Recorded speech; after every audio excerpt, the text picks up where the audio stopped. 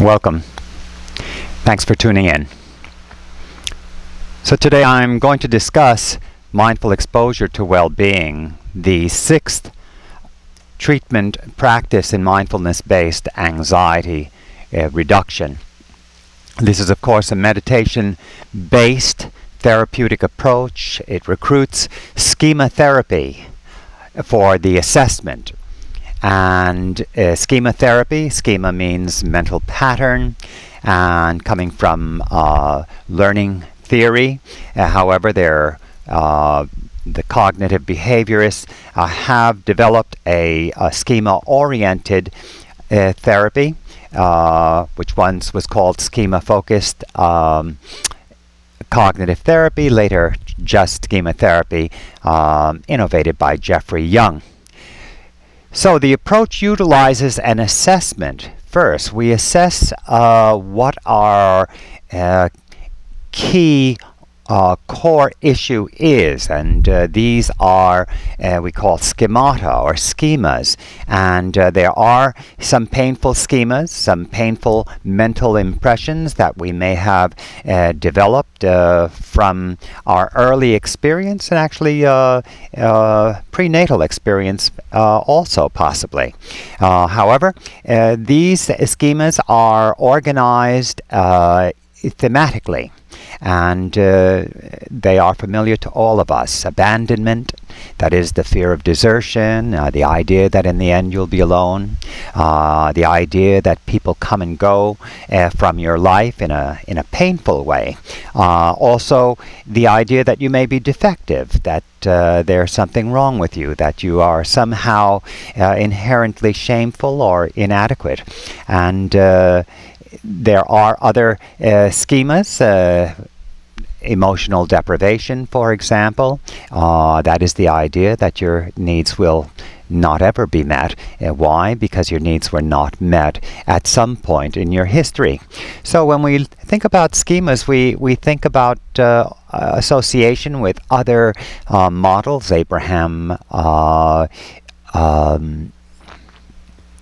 Maslow developed a pyramid suggesting that key needs had to be met before we can actualize our life. One of those, of course, was belonging, and that we need to feel a sense of belonging, and that definitely resonates, of course, with the connectedness domain that we find abandonment schema and the defectiveness schema also.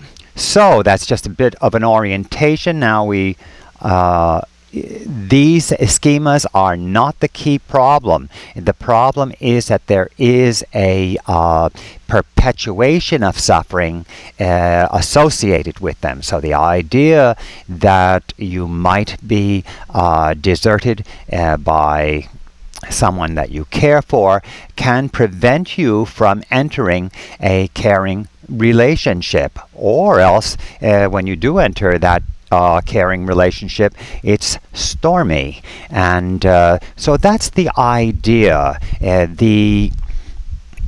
The interruption or the healing process that we are looking to cultivate in mindfulness-based anxiety reduction is to respond to these emotional wounds with an adaptive coping response, and that adaptive coping response we are recommending is mindfulness. Mindfulness is the adaptive coping response that provides a psychological distance from the mental pattern. Now let's remember that we have already a narrative or an idea of ourselves that, if you will, is being projected into existence itself. In other words, our ideas are being superimposed on the apparent field of reality as we have believed. So be it done unto us, as they say in the New Testament. Well, it is pointing at the fact that ideas narratives, conceptions of course, are the source of suffering. And of course, they are what keeps us alive also. So our survival mechanisms, our capacity to imagine and look forward in time, it's a wonderful human capacity. It is why we are so successful as human beings. However, this same feature delivers psychological suffering. So that is my brief orientation on today's session, which is mindful exposure to well-being. And what we do in mindful exposure is that we modulate or shift in to the meditative placement of attention.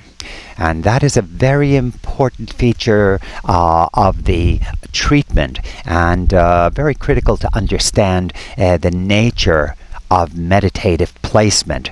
It is free of conceptions. It's, for example, taking a breath. You take a breath, and as you breathe in those moments, you actually are interrupting rumination and preoccupation, which is, by the way, one of the major sources of our psychological suffering. We are constantly repeating our story about our inadequacies, our insufficiencies, the fact that we may be deserted, the fact we may be frustrated, the fact we may be subjugated, the fact we may be victimized, etc. So these ideas are part of our karmic situation. And mindfulness-based anxiety reduction helps us to shift into a non-conceptual awareness, and in the decision to do that, we actually build a new imagining about how to handle life itself. We begin to adopt probably one of the greatest adaptive coping modes of all, and that is mindfulness, non-conceptual awareness. There are other names for it. Cognitive diffusion is a name that we find in the literature in cognitive therapy approaches. And cognitive diffusion, and that is compared with cognitive restructuring. Cognitive restructuring suggesting getting a better idea about who you are and what the nature of the world is. It's a wonderful healing approach. Cognitive diffusion, however, interrupts the suffering, the maladjusted belief, the rumination, replacing it with nothing. And the body, of course, and the mind, the creature, naturally selects something else. So that is cognitive diffusion. It's very associated with the mindfulness approach, and very critical for us to understand. We are, in fact, inherently, folks, universal creatures, and the self-conception, the worldview, and the value system that goes with that from our karmic life, that value system directs our intellect. When we interrupt both the self-conception and the worldview, that value system is changed, and our intellect is able to recognize different values, different ways of being. We grow, we learn again. However, it comes with the relinquishment, if you will, the renunciation of the self-concept. So I am Cesar. However, when I enter the meditative placement of attention, I am no longer Cesar. I am that which Cesar is, life itself. And that is the meditative placement of attention. It is very good for us. It is indeed the Holy Grail.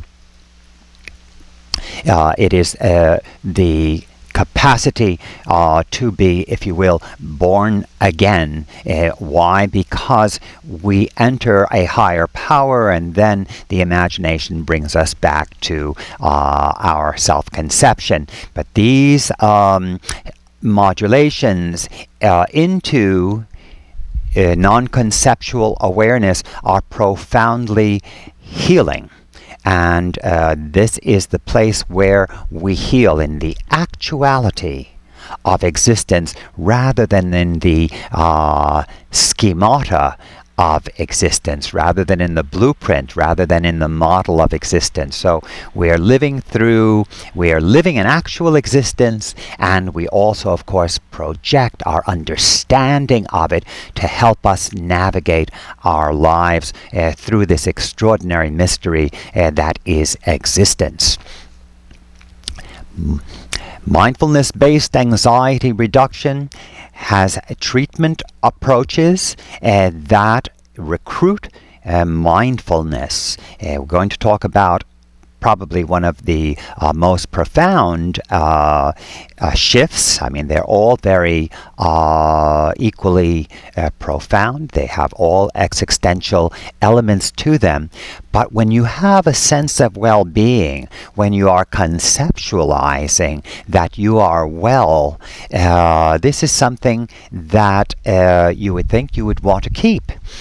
However, in the therapeutic approach, we actually shift out of that also. So in this discussion, I do want to bring in a conversation about what they call new thought. New thought. New thought is associated with positive thinking.